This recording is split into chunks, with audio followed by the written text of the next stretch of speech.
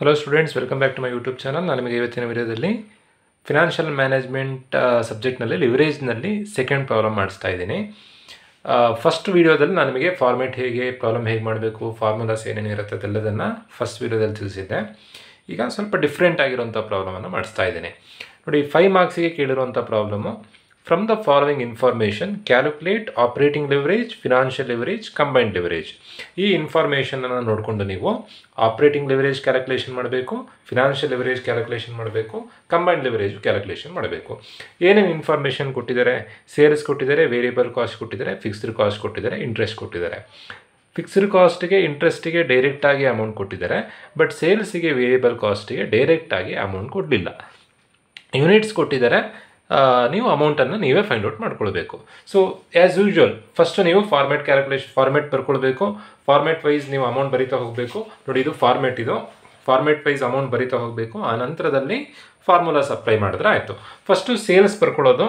So sales ಡೈರೆಕ್ಟಾಗಿ amount ಕೊಡಲಿಲ್ಲ. Instead of that number of units ಕೊಟ್ಟಿದ್ದಾರೆ. ಕಂಪನಿಯಲ್ಲಿ 10,000 ಯೂನಿಟ್ಸ್ ಇದೆ. ಒಂದು ಯೂನಿಟಿನ ಪ್ರೈಸ್ 25 ರೂಪಾಯಿ. ಸೊ ನಂಬರ್ ಆಫ್ ಯೂನಿಟ್ಸ್ ಕೊಟ್ಟಾಗ ನೀವೇನು ಮಾಡಬೇಕು ಅಂತಂದರೆ ಸೆಲ್ಲಿಂಗ್ ಪ್ರೈಸ್ ಪರ್ ಯೂನಿಟ್ ಜೊತೆ ಮಲ್ಟಿಪ್ಲೈ ಮಾಡಿದ್ರೆ ಆಯಿತು. ನೋಡಿ, ಈಗ ಸೇಲ್ಸ್ ಅಮೌಂಟ್ ಕೊಡಲಿಲ್ಲ. ನಾನು ಪ್ರೀವಿಯಸ್ ಮಾಡಿರೋಂಥ ಪ್ರಾಬ್ಲಮ್ನಲ್ಲಿ ಅಮೌಂಟ್ ಕೊಟ್ಟಿದ್ದರು. ಅಮೌಂಟ್ ಕೊಡದೇ ಇದ್ದರೆ ಈ ಥರದಲ್ಲಿ ಕೊಡ್ತಾರೆ. ನಂಬರ್ ಆಫ್ ಯೂನಿಟ್ಸ್ ಕೊಟ್ಟಿರ್ತಾರೆ, ಸೆಲ್ಲಿಂಗ್ ಪ್ರೈಸ್ ಪರ್ ಯೂನಿಟ್ ಕೊಟ್ಟಿರ್ತಾರೆ. ಮಲ್ಟಿಪ್ಲೈ ಮಾಡಿದಾಗ ನಿಮಗೆ ಟೋಟಲ್ ಅಮೌಂಟ್ ಸಿಗುತ್ತೆ. 10,000 × 25 ಮಾಡಿದಾಗ 2,50,000 ಬರುತ್ತೆ. ಸೊ ಇದು ಕಂಪನಿಯ ಸೇಲ್ಸ್ ಆಗತ್ತೆ. 2,50,000 ಸೇಲ್ಸ್ ಲೆಸ್. ಸೊ ಎಲ್ಲ ಎಕ್ಸ್ಪೆನ್ಸಸನ್ನು ಲೆಸ್ ಮಾಡಬೇಕು. ಎಕ್ಸ್ಪೆನ್ಸಸ್ ಲೆಸ್ ಮಾಡಬೇಕಾದ್ರೆ ಕೋಡ್ ವರ್ಡ್ ಹೇಳಿದ್ದೆ, VFITP. ಇದೇ ಆರ್ಡ್ರಲ್ಲೇ ಲೆಸ್ ಮಾಡಬೇಕು. ಫಸ್ಟ್ ವಿ ಅಂತಂದರೆ variable cost. So variable cost ಬಗ್ಗೆ ಏನು ಇನ್ಫಾರ್ಮೇಷನ್ ಕೊಟ್ಟಿದ್ದಾರೆ ನೋಡೋಣ. ಕ್ವಶನಲ್ಲಿ ವೇರಿಯೇಬಲ್ ಕಾಸ್ಟ್ ₹5 ಪರ್ ಯೂನಿಟ್ ಅಂತ ಕೊಟ್ಟಿದ್ದಾರೆ. ಒಂದು ಯೂನಿಟಿಗೆ 5 ರೂಪಾಯಿ ಖರ್ಚಾಗತ್ತಂತೆ ವೇರಿಯೇಬಲ್ ಕಾಸ್ಟ್. ಟೋಟಲ್ ಆಗಿ ನಂಬರ್ ಆಫ್ ಯೂನಿಟ್ಸ್ ಇರುವಂಥದ್ದು ಎಷ್ಟು? 10,000 ಯೂನಿಟ್ಸ್ ಇದೆ. ಸೊ 10,000 ಯೂನಿಟ್ಸ್ ಇಂಟು 5 ಮಾಡಿದಾಗ ವೇರಿಯಬಲ್ ಕಾಸ್ಟ್ ಅಮೌಂಟ್ ಸಿಗುತ್ತೆ.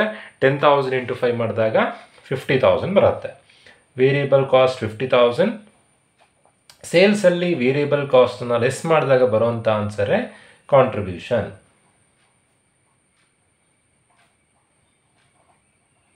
ಅಲ್ಲಿಗೆ 2,50,000 ಮೈನಸ್ 50,000 ಮಾಡಿದಾಗ 2 lakh ಆನ್ಸರ್ ಬರುತ್ತೆ. ವೇರಿಯಬಲ್ ಕಾಸ್ಟ್ ಆಯಿತು.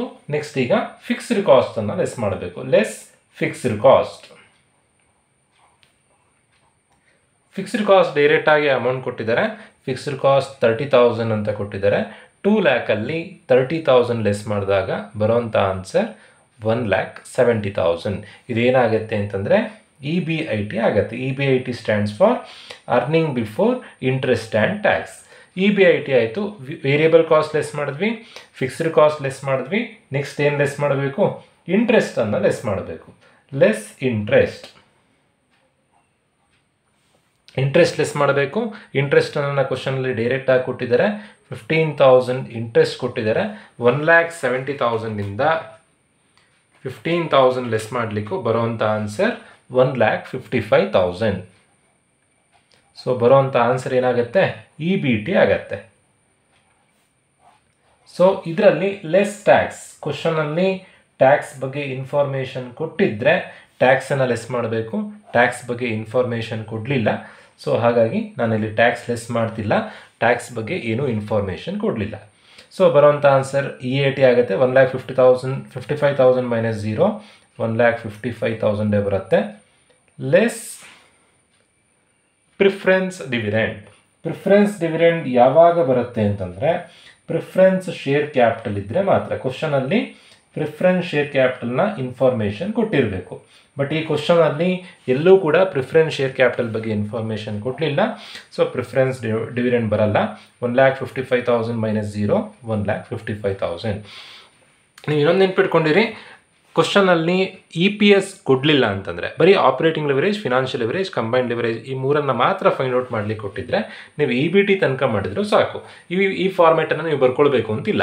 ಇದು ಯಾವಾಗ ಬರ್ಕೊಳ್ಬೇಕು? EPS ಕೇಳಿದಾಗ ಮಾತ್ರ ಇವೆರಡನ್ನು ಬರ್ಕೊಳ್ಬೇಕು. ಅಕಸ್ಮಾತ್ ನಿಮಗೆ ಕನ್ಫ್ಯೂಷನ್ ಆಗುತ್ತೆ ಅಂತಂದರೆ ಇಷ್ಟು ಬರ್ಕೊಂಡ್ರೇನು ರಾಂಗ್ ಆಗಲ್ಲ. ಬಟ್ ಲಿವರೇಜ್ ಮಾತ್ರ ಕೇಳಿದ್ರೆ EBT ತನಕ ಬರ್ಕೊಂಡ್ರು ಸಾಕು. ಏನಕ್ಕೆ ಅಂತಂದರೆ ಆಪರೇಟಿಂಗ್ ಲಿವರೇಜ್ಗೆ formula contribution divide by EBIT, financial ಲಿವರೇಜ್ಗೆ formula EBIT divide by EBT. ನಿಮಗೆ ಇದು ಯಾವುದೂ ಬೇಕಾಗೋದಿಲ್ಲ. ಸೊ EPS ಕೇಳಿದ್ರೆ ನೀವು ಇಲ್ಲಿ ತನಕ ಬರ್ಕೊಂಡ್ಲೇಬೇಕಾಗತ್ತೆ. ಈಗ ಬರ್ಕೊಂಡ್ರೂ ನಡೆಯುತ್ತೆ, ಬರ್ಕೊಳ್ದಿದ್ರು ನಡೆಯುತ್ತೆ. EBT ತನಕ ಒಂದು ಬರ್ಕೊಂಡ್ರೆ ಸಾಕು. ಸೊ ಬರುವಂಥ ಆನ್ಸರ್ ಏನು? Earnings available to equity shareholders 1,55,000 answer ಬಂದಿದೆ. ಈಗ ಫಾರ್ಮುಲಾ ಅಪ್ಲೈ ಮಾಡಬೇಕು. ಫಸ್ಟ್ ಏನು ಕೇಳಿದ್ದಾರೆ? ಆಪರೇಟಿಂಗ್ ಲಿವರೇಜ್ ಫೈಂಡ್ ಔಟ್ ಮಾಡಲಿಕ್ಕೆ ಕೇಳಿದ್ದಾರೆ. ಆಪರೇಟಿಂಗ್ ಲಿವರೇಜಿಗೆ ಫಾರ್ಮುಲಾ ಏನು ಅಂತಂದರೆ contribution divided by EBIT. Contribution divided by EBIT. Contribution ಎಷ್ಟು ಅಮೌಂಟ್ ಇದೆ? Contribution 2 lakh divided by EBIT. EBIT ಎಷ್ಟಿದೆ? 1,70,000. ಅಲ್ಲಿಗೆ 2 lakh ಡಿವೈಡೆಡ್ ಬೈ 1,70,000 ಮಾಡಿದಾಗ 1.176 ಬರುತ್ತೆ. ಬರೋಂಥ ಆನ್ಸರನ್ನು ಟೈಮ್ಸಲ್ಲಿ ಬರೀಬೇಕು ನೀವು. 1.176 times 2 lakh divided by 1,70,000. Next, financial leverage. Financial leverage ಗೆ formula EBIT divided by EBT. EBIT question ಅಲ್ಲಿ EBIT 1,70,000 ಕೊಟ್ಟಿದ್ದಾರೆ. EBT ನೀವು ಮಾಡಿರುವಂಥ ಸೊಲ್ಯೂಷನ್ ನೋಡಬೇಕು, ಕ್ವಶನ್ ಅಲ್ಲ.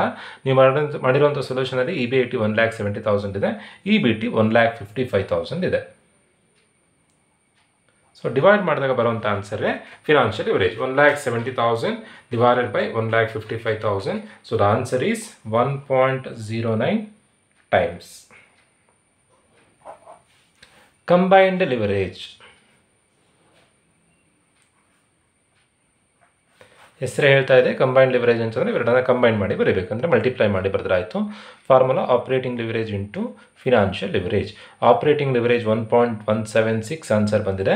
ಫಿನಾನ್ಷಿಯಲ್ ಲಿವರೇಜ್ 1.09 ಆನ್ಸರ್ ಬಂದಿದೆ. ಮಲ್ಟಿಪ್ಲೈ ಮಾಡಿದಾಗ ಸಿಗುವಂಥದ್ದು ನಮಗೆ combined leverage 1.176 into 1.09. So the final answer is 1.28 times. So ಈ ಥರದಲ್ಲಿ ನೀವು ಪ್ರಾಬ್ಲಮ್ ಮಾಡಬೇಕಾಗತ್ತೆ.